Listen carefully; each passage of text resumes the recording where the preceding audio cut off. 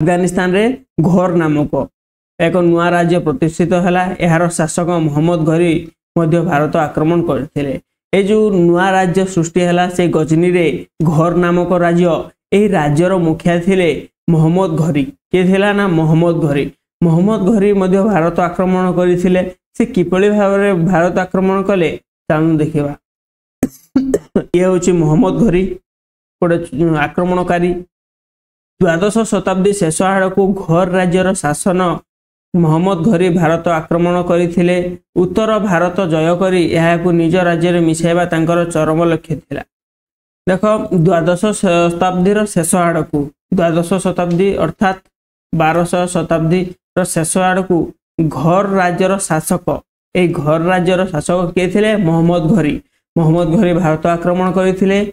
से उत्तर भारत जय करी एहाकु निज राज्य रे मिसाइबा तांकर चरम लक्ष्य थिला। अर्थात उत्तर भारत अर्थात एई साइडटा एई हमर जो भारतर मानचित्र थाए से भारतर मानचित्र रो एई साइडटा को से कोन करथिले ना आक्रमण करिकि निज राज्य सह मिसाइबा पई से चेष्टा थिले।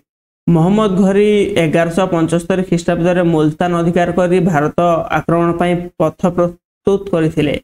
मोहम्मद घोरी केते मसिया 1175 मसिया रे से मुल्तान नामक गोटे जगह से मुल्तान को से अधिकार करथिले अर्थात जय करथिले। परवर्ती समय रे से भारत किभली आक्रमण करिवे सेथि पई से पथ प्रस्तुत करथिले। पथ अर्थ रास्ता प्रस्तुत करथिले। यहाँ पर से सिंधु प्रदेश एवं पंजाब अधिकार करी दिल्ली आड़ को अग्रसर हेले। से प्रथमे कौन कले सिंधु प्रदेश को से अधिकार कले पंजाब अधिकार कले तापर से दिल्ली को आसिले दिल्ली आड़ को आसिले। दिल्ली रे सेतेबेले चौहान वंशर राजा पृथ्वीराज चौहान शासन करुथिले। जेतेबेले मोहम्मद घोरी भारतर दिल्ली आड़ को आसिले सेठारे से समय रे चौहान वंशर राजा पृथ्वीराज चौहान शासन करुथिले। से राजपूत मानन को संगठित करी सेमानकर सहायता रे मोहम्मद घोरी को 1119 ख्रीष्टाब्द रे तिरोरी ठारे परास्त करथिले। एहाको आमे प्रथम तिरोरी युद्ध कहू। प्रथम तिरोरी युद्ध पृथ्वीराज चौहान एवं मोहम्मद घोरी मध्य रे होइथिला। पृथ्वीराज चौहान से एका लड़ी नथिले। तांकर जतिकि सबु राज्य छोट छोट राज्यर राजा मान को आनी कि से लड़ी थिले एवं मोहम्मद घोरी निजर साम्राज्यर जतिकि थिले सबु सैनिक मान की से लड़ी थिले। जेतेबेले ए दि जन को मध्य रे होइथिला युद्ध एहा प्रथमे 1191 मसिया रे होइथिला। एई ठारे एहा तिरोरी बोली गोटे जगह अछि। तिरोरी ठारे युद्धटा होइथिला। तेणु ए युद्ध को प्रथम तिरोरी युद्ध बोली कहा जाय। जो प्रथम तिरोरी युद्ध रे पृथ्वीराज चौहान जीति थिले विजय लाभ करिथिले एवं मोहम्मद घोरी परास्त हेइथिले।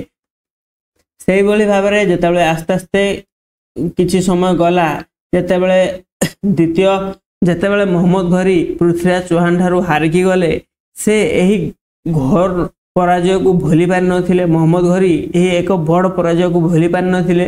तेनु से पुनर्बार भारत आक्रमण कले। से आउ थरे भारत ऊपर आक्रमण कले। सेटा केबे ना 1192 मसिया अर्थात 1 वर्ष छाड़ी करी से पुणी थरे भारत ऊपर आक्रमण कले। एहा थिला द्वितीय तिरोरी युद्ध। द्वितीय तिरोरी युद्ध रे से पृथ्वीराज चौहान को परास्त करथिले एवं तापर से दिल्ली अधिकार करथिले मोहम्मद घोरी।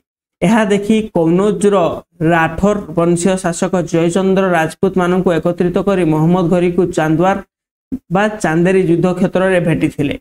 जेतेबेले मोहम्मद घोरी पृथ्वीराज चौहान को परास्त करले सेही समय से जेतेबेले जाउथिले फेरुथिले सेही समय मोहम्मद घोरी को चांदवार अर्थात चांदेरी नाम गोटे जगह रे सेठारे कौनौज राठौर राजवंशीय जे थिले जयचंद्र राजपूत से चांदेरी ठारे मोहम्मद घोरी को युद्ध क्षेत्र रे भेटिथिले।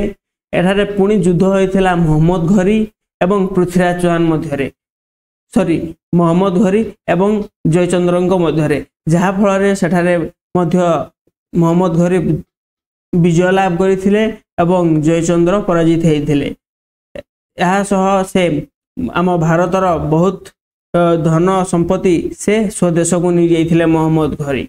से जीवा पर तांकर मुख्य सेनापति कुतुबुद्दीन आइबाक बुंदेलखंड कालिंजर एवं माहबा आदि अंचल अधिकार करथिले। तांकर अन्यतम सेनापति इख्तियार उद्दीन खिलजी बंग एवं बिहार अधिकार करथिले। मोहम्मद घोरी लाहौर ठारे 1206 ख्रीष्टाब्द प्राणत्याग कले। मोहम्मद घोरीर तीनटा थिले मोहम्मद घोरीर तीनटा सैनिक थिले बा तीनटा मुख्य सेनापति थिले जे कि कुतुबुद्दीन ऐबक से बुंदेलखंड अधिकार कले एवं कालिंजर अधिकार कले एवं यासह माहबा तीनटा स्थान से अधिकार कले। आ गोटे तांकर अन्यतम सेनापति इख्तियार उद्दीन खिलजी से बंग एवं बिहार अधिकार करनेले एवं मोहम्मद घोरी लाहौर ठारे 1206 ख्रीष्टाब्द से प्राणत्याग कले मृत्युवरण कले। आज एतिकी बढ़िया परवर्ती क्लास रे आमे देखिबा प्रतिहार चल पांड्य हरियाल वंश विषय आमे जानिबा। जदि तुमको भिडियोटी भल लगी ताले भिडियोटी को लाइक कर देबो एवं चैनल को सब्सक्राइब कर देबो। Thank you.